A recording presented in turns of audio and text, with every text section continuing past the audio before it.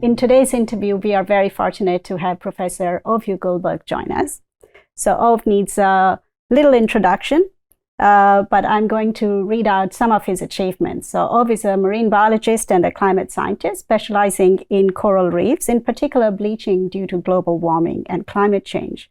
Besides his outstanding contributions to science, Ove has been an influential contributor to the Intergovernmental Panel on Climate Change, the Great Barrier Reef Foundation, several science communication series, including twice on the Australian Story, and recently the documentary by Netflix on chasing corals. At last year's Earth Day, Ove, you gave us an important message.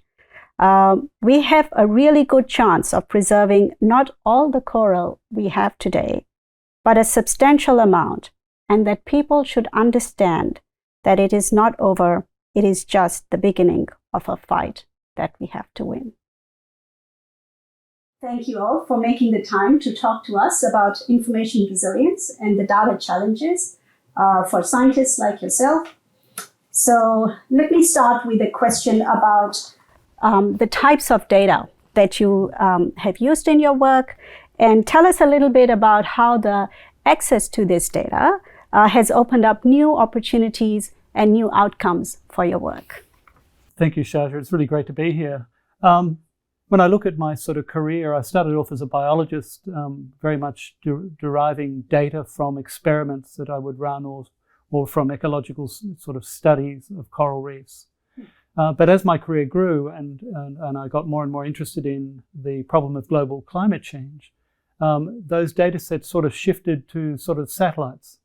And this came down to the fact that we had shown that the major issue they were facing was warming. And then when you looked at satellites, you got the sort of proof of the pudding, if you like, in that the satellites were detecting sea temperature change and predicting the outcomes of bleaching very, very accurately when it came down to looking at these heating events. And of course, it's very much a climate problem. But it's starting at that earlier stage with those sort of fundamental mechanistic data, and then going to the sort of global has been really something that's been, well, I think successful in allowing us to really understand the problems that ecosystems and indeed human systems will face as we get warmer and have more of these issues.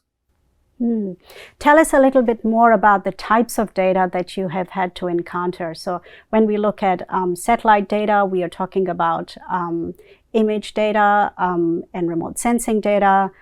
Is there measurement within the oceans, and is there a need to combine different data sets coming from different sources?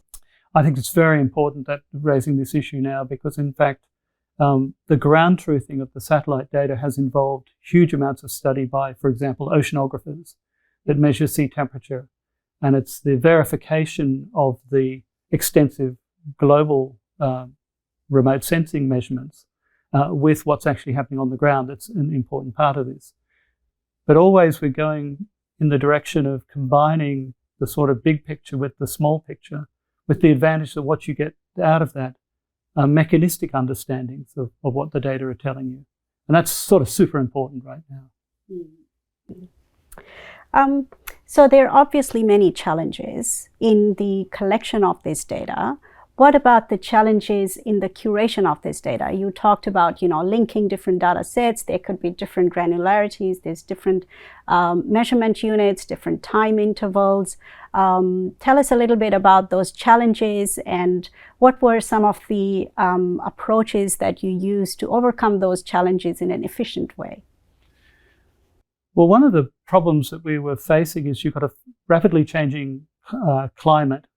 You've got technologies that can give you information such as image recognition telling you whether or not things are dying or living. But there was no sort of application of those at the sort of international level. There were studies that went after the fact and recreated the data sets from various parts of the world. And of course, they're measured in different ways with different protocols and different technologies. And it's really important that you ground truth these sets of information. And so one of the challenges has been to go out and look at the changing condition of ecosystems like coral reefs. And it's whether you go to an area and it's got more or less coral really gives you a big clue about what's happening on the reef, obviously. And so we, in the last 5 years, did a global survey where we went to 23 different countries, and we generated information from 1 million images of those reef systems.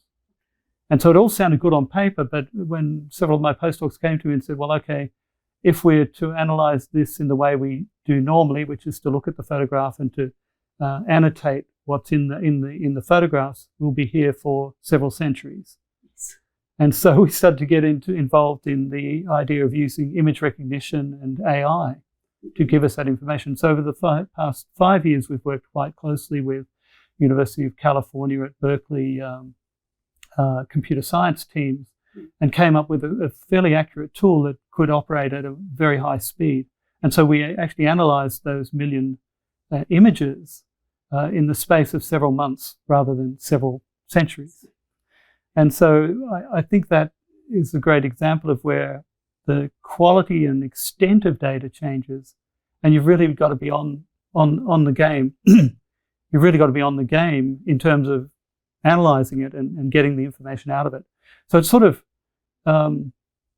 that has been sort of wonderful. It could have been terrible if we hadn't been able to work with the scientists and the computer scientists and work out the details. But we were lucky this time, and we've got a very good data set. Now that data set sits in eSpace at UQ deliberately so that it can benefit anyone from those 23 countries or people wanting to look at coral reefs globally. And it's really one of the first times that was done with this sort of accuracy. And I should say that the way the images were collected was quite novel as well. We were taking an underwater craft where you're not only diving, but you're hanging on to essentially a motorbike underwater, which had a very sensitive camera at the tip of its snout. And we were collecting, 2,000 images every dive. So it was really not only the processing, but also the acquisition of data was really what we're doing. Now, those data really do start to allow us to see what's going on. If we start to see some areas resisting climate change, it's really interesting because they could be the survivors, which we then need to protect. Or it could be that they don't exist and we're getting different types of impacts. But it's an exciting space right now to be in, which is an interface between nature and data. Wow. That's quite a large amount of data that is being collected through these scientific experiments and collaborations across the globe. So one very important aspect of making use of this data is sharing, because the scientific community is goes across jurisdictions. Share with us of some of your challenges or perhaps some wins in terms of overcoming data sharing challenges. Well, I think the best thing we ever did was to make the data completely open. In fact, that was the sponsor, which was an insurance company. That was a prerequisite. We couldn't sort of do what scientists do a lot, which was hug our data and not share it with anyone else. And so we were very fortunate to have that sort of principle set up immediately. We also had the principle that we would be actively working with those different countries where possible.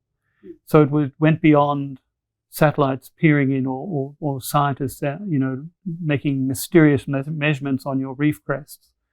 So it was really very much driven by the fact it's a global problem, it's a global solution, and it's a global community that needs to look at this. I think that was essential to the success of the project. I'm sure, and that's really good to know, and to see that there are organizations out there who are promoting open access, open science, and open data. Certainly that resonates within our community very much as well. So in this center, we are all about training the future leaders who are going to lead the way in terms of data management, data practices, and data science, and of course the AI and machine learning that comes with it. So you mentioned a couple of times the teams, the cross-disciplinary teams between marine biologists and climate scientists and computer scientists. So, what is your advice for PhDs who are working in intensive sort of data intensive domains like yours? What sort of training and skills do you think that they need to become these future leaders? Well, it's always been important to sort of go outside your field. I mean, we all did that as part of our PhDs or degrees that we were working on. But I think it's even more so now, and it's you know, the technologies are moving so quickly that by sort of fertilizing an area with a different perspective often is very valuable. And so I would really urge students to try and earn a second in something else. You know, you might be a computer scientist, then you need to perhaps think about satellites as being an area which will be of interest to you, or at the other end of the spectrum, you know, marine science, marine biology, the understanding of how things are reacting within the current change we're seeing. So it's really, I think, it's stretching the limits. And unfortunately, of course, we're already being stretched to the limit by the amount of data, but it's more, I think it's really got signs that you can really do some exponential change by, you know, having that greater appreciation of data in itself. I mean, data ownership, as you mentioned before, is vital. You don't want that to stand in the way. You also don't want to have, you know, you need to understand the issues of ethics, why it might be inappropriate to sort of make measurements in another country's environment without sort of properly talking to them about it, and so on. So there's a lot of those issues which I think your centre is going to sort of flesh out, obviously, with it's very exciting with, you know, the number of students you're going to have here, because it's a big set of problems. But to me, it's just so exciting to see this becoming a major focal point, because it really is worldwide as well as nationally. So, Ove, can you share with us an example where you have achieved certain outcomes which would not have been possible with the variety and volume of data that we are now sort of getting used to? As I said before, my sort of PhD training's in cell biology and ecology, and so I spent a lot of my time during my PhD on islands like Lizard Island, studying, you know, things at a very ground level. Now, in terms of understanding global change, those studies generated a fairly convincing hypothesis at a local scale that it was warm water that was causing bleaching, that was causing reefs to die. But it was only with conversations with the remote sensing community where I became aware that you could essentially look at a separate tool being applied sort of independently, which was also showing that when you had very high heat stress on the reef, if it went beyond 1 or 2 degrees Celsius, the reefs would start to die. And it was those multiple perspectives when you brought them together which made the convincing hypothesis that we were really facing trouble when it came to coral reefs.